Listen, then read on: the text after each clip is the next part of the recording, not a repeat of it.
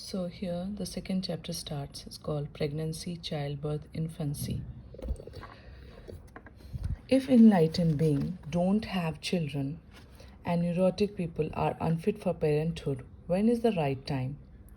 Enlightened person don't have children, neurotic person should not have. Just between the two there is a state of mental health of non-neurosis. You are neither neurotic nor enlightened, simply healthy, just in the middle. That is the right time for parenthood, to become a mother or to become a father.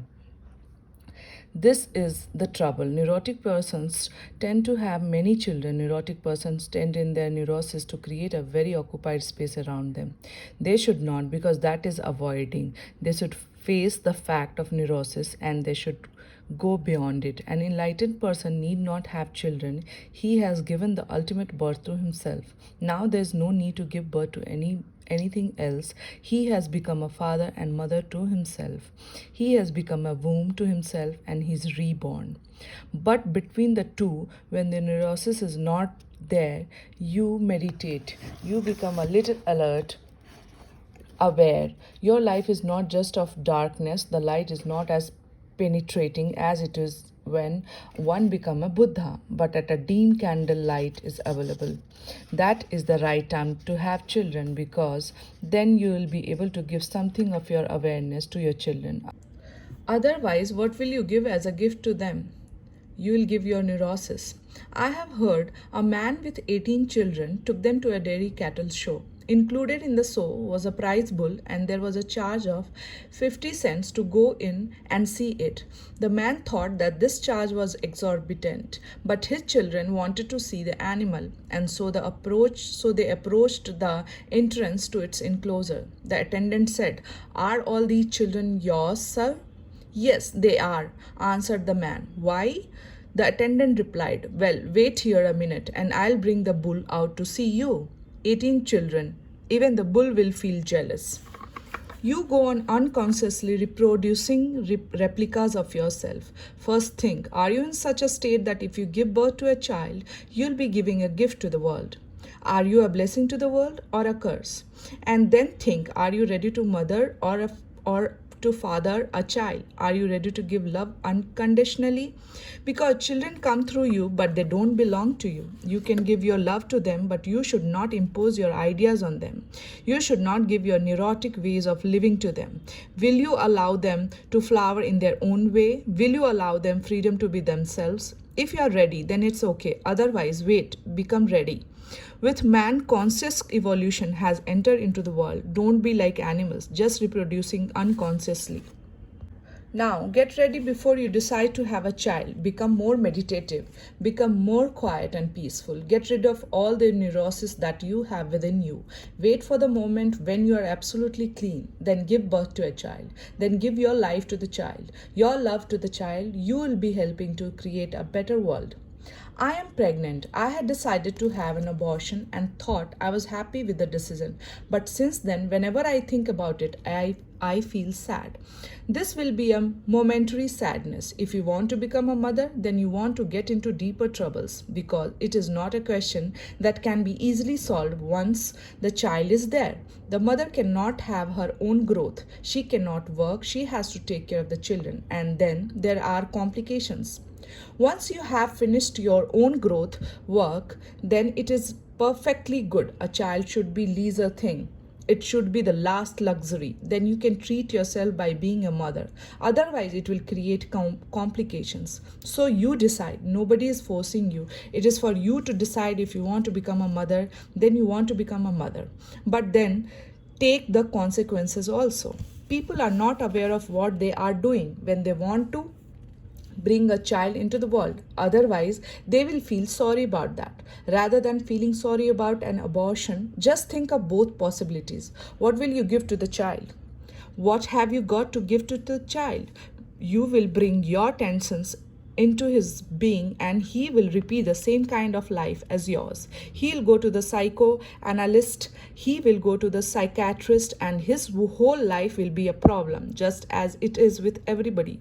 What right have you to bring a soul into the world? When you cannot give the person a whole and healthy being, it is a crime. People think otherwise. They think abortion is a crime, but the child will find some other mother because nothing dies.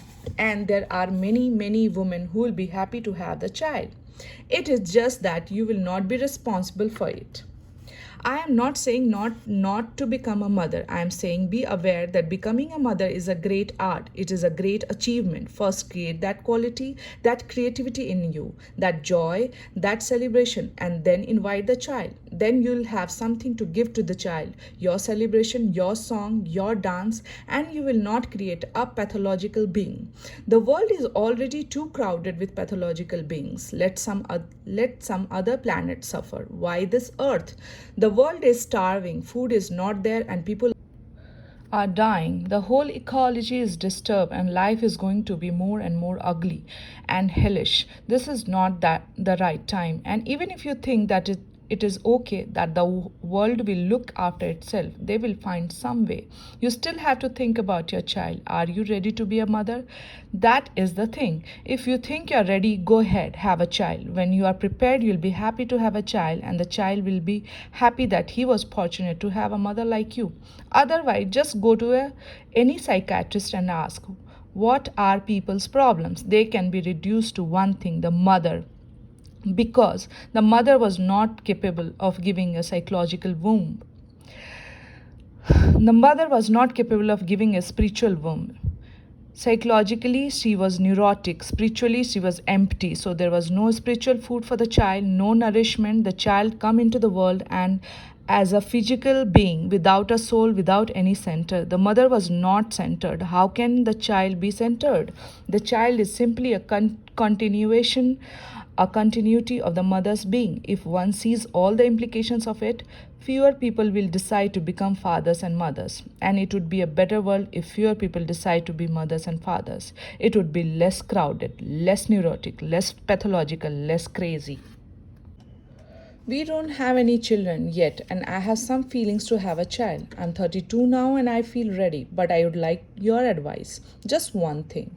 Whenever you make love, always make love after meditation. Make it a point that you meditate. And when the energy is very meditative, only then make love. When you are in a deep meditative state and the energy is flowing, you conceive a higher quality soul. What type of soul enters you depends on where you are.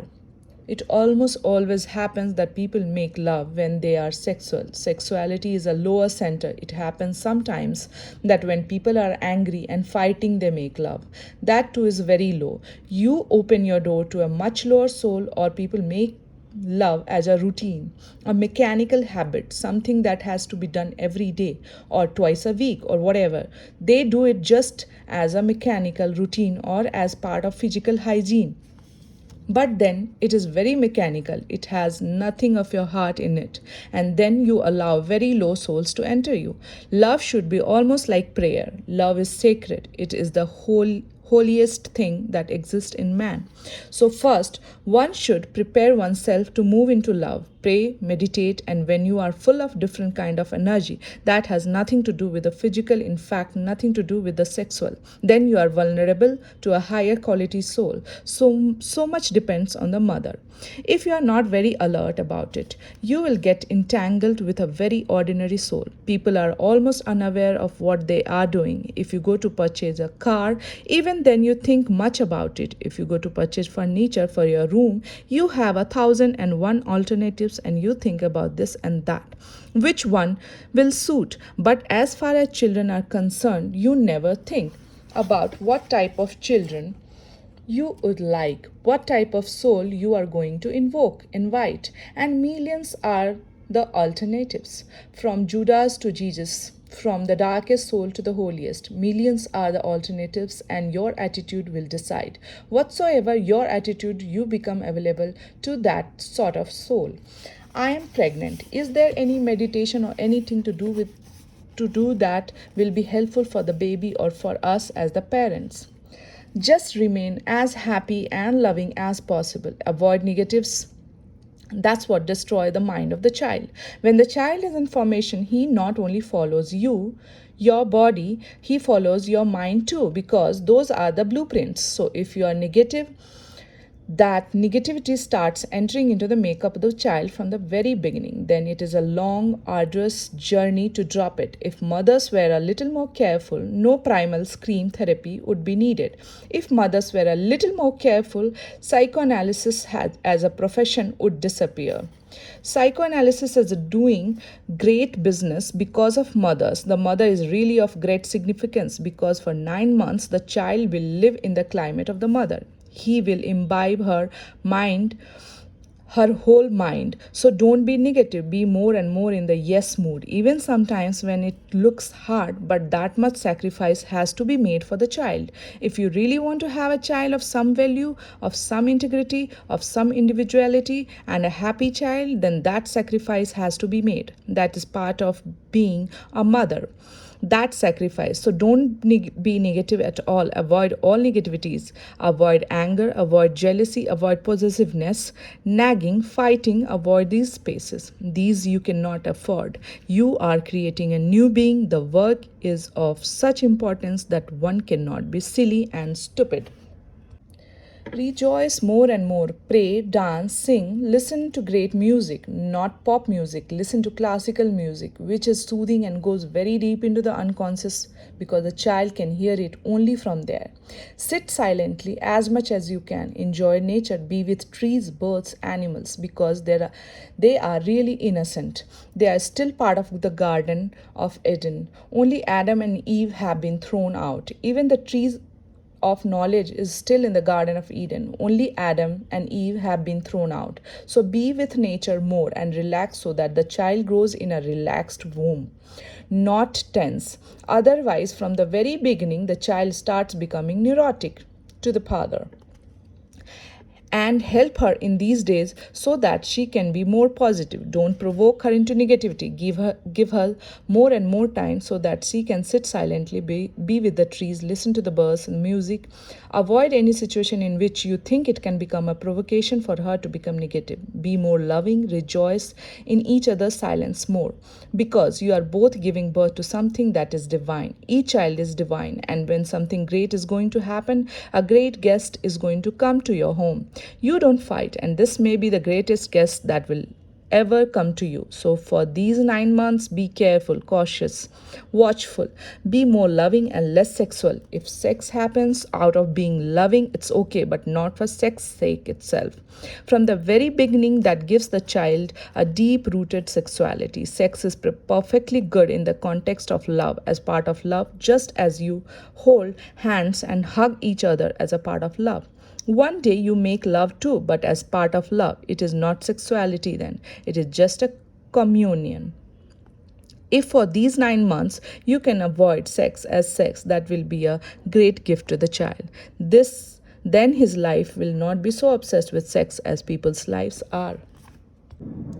Is there something that the mother can do to make the process of birth as easy as possible for the child? Certainly, the mother can do much, but you can do only by non doing. So simply relax. Non interference has to be remembered. And when you start feeling the pain, simply go with the pain. When you start feeling the movements in the womb and the body starts getting ready to give birth, and there's a rhythmic pulse inside, that pulse people think is painful. It is not painful. It is our wrong interpretation that makes it painful. So when the pulse arises, simply accept it, float with it. It is just like breathing in, breathing out. So the womb and the birth channel start expanding, shrinking. That is just a way to make a passage for the child. When you feel it is a pain, when you decide it is pain, you start fighting with it because it is very difficult not to fight with the pain. When you start fighting, you start an interference with the rhythm. That interference is very destructive to the child. If the mother simply helps the child, if the mother goes with the body, whatsoever is happening, expands with the body, shrinks with the body, allows the pulse and the simply enjoy it. It is really a great delight, but it depends how you take it. For example, now at least in the West, people have more advanced ideas about sex. Otherwise, in the past, all down the centuries, the first sexual experience for the woman was very painful. She was she was just trembling because from the very childhood it was taught that it is very ugly, animalistic, so she was just shaking with fear. The honeymoon would come close to the woman, would be trembling. She feels that she has to go through the ordeal. It was an ordeal, and of course, then it was painful. But now in the West, at least, the pain has disappeared. It is a beautiful experience, it is orgasmic. It is exactly the same thing with childbirth. It is greater orgasm than sexual orgasm because in a sexual orgasm, your body takes a rhythm, expands, shrinks, but is nothing compared to when you are giving birth to a child. To give birth to a child is a million fold bigger orgasm. If you take it as an orgasm, happily, delighted, rejoicing in it, that's all then the child simply comes out of the passage, helped by you. Otherwise, if the mother is fighting, the child wants to come out, and the mother is fighting and she's not allowing the movement that is needed for it, the necessary movement, sometimes the child gets stuck. The head gets stuck. If the head is stuck, the child will suffer his whole life. He'll not be as intelligent as he would have been because his head is very soft and the brain is still developing. Just a little shock, just a little closing, and the brain is no longer as healthy as it could have been. So help it, enjoy it. Just take it as if you are moving in a great orgasm, nothing else. No interference on your part is the greatest help for a child. Then the child comes easily, relaxed in a let go. And then your child will not need primal therapy. Otherwise, each person needs primal therapy because everybody has suffered a birth trauma and it has been so painful for the child. It is just the first experience, and the first experience is so ugly, suffocating, almost killing the child.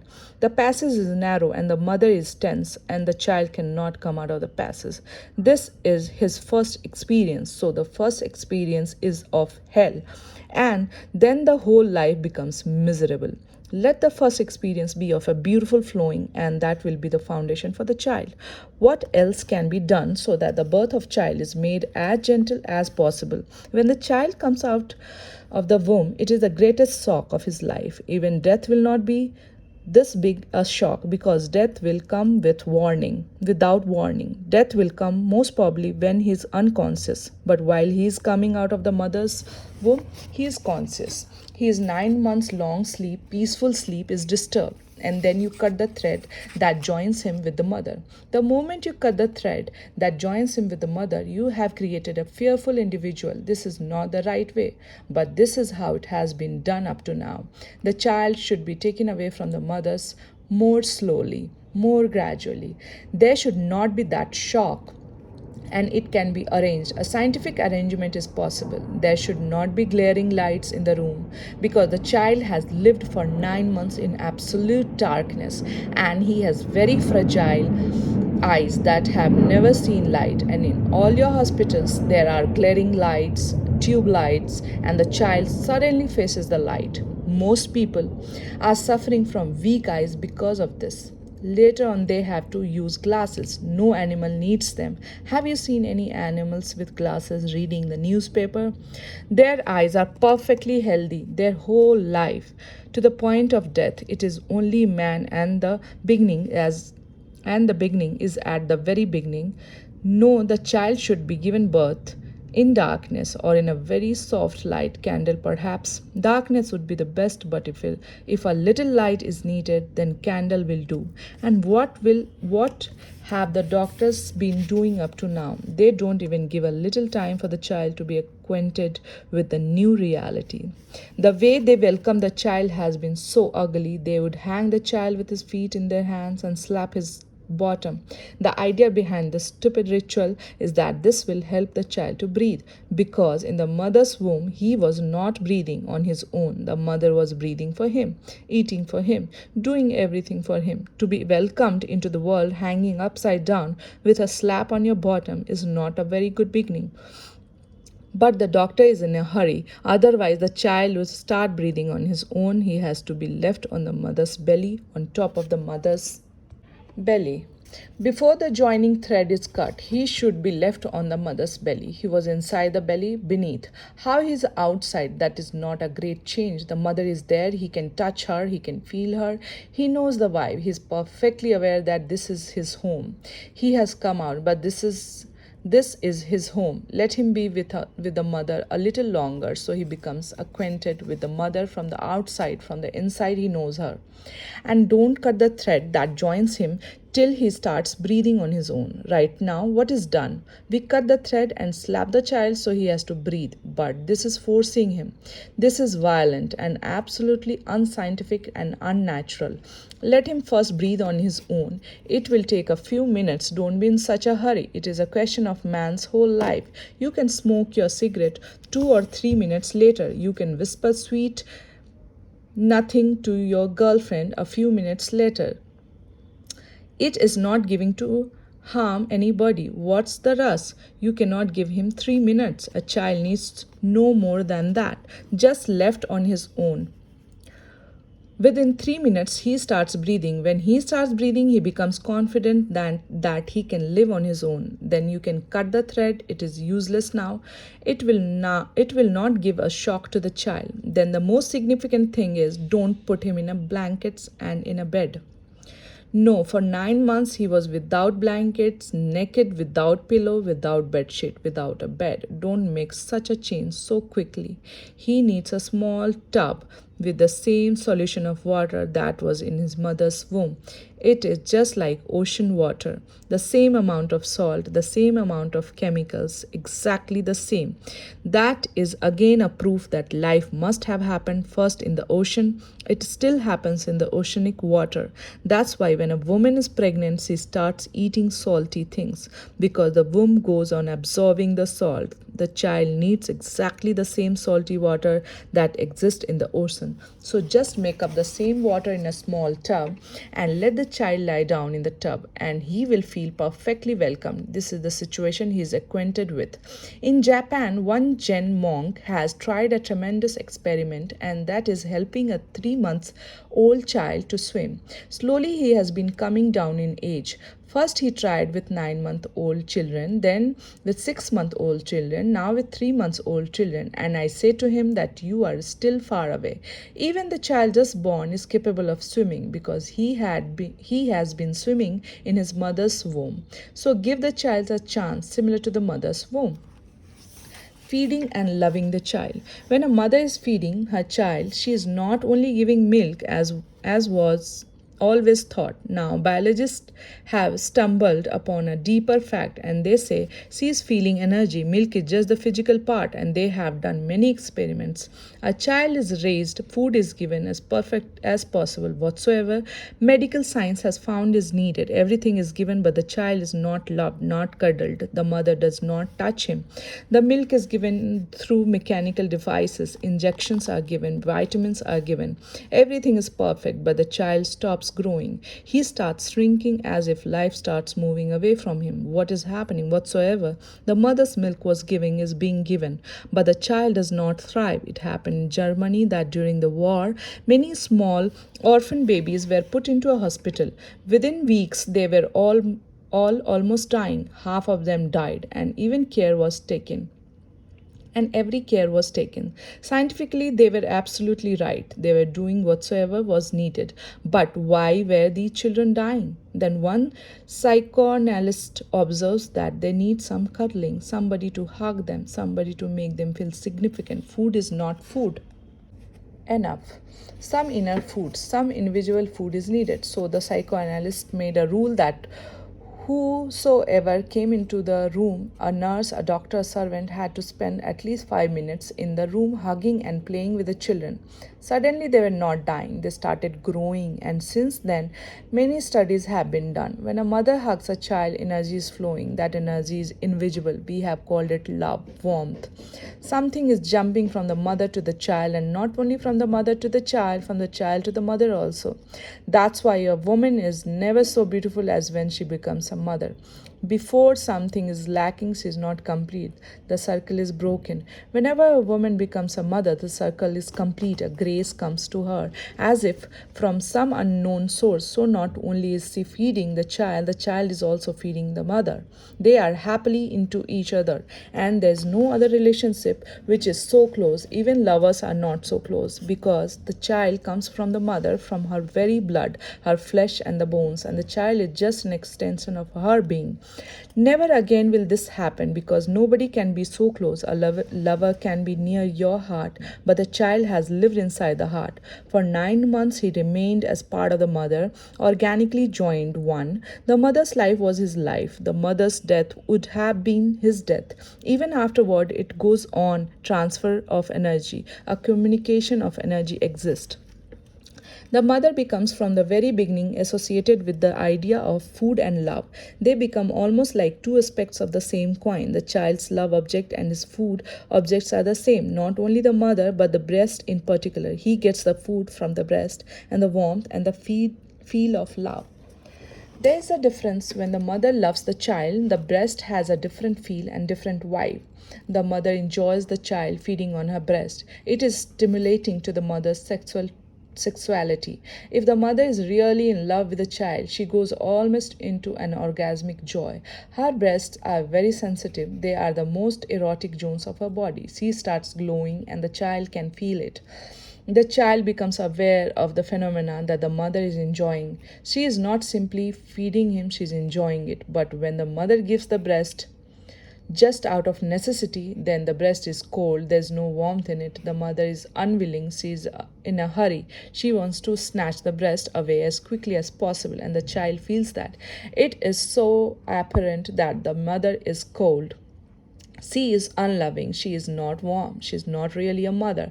The child seems to be unwanted, feels unwanted. The child feels wanted only when the mother enjoys the child feeding on the breast, when it becomes almost a loving relationship, almost an orgasmic relationship.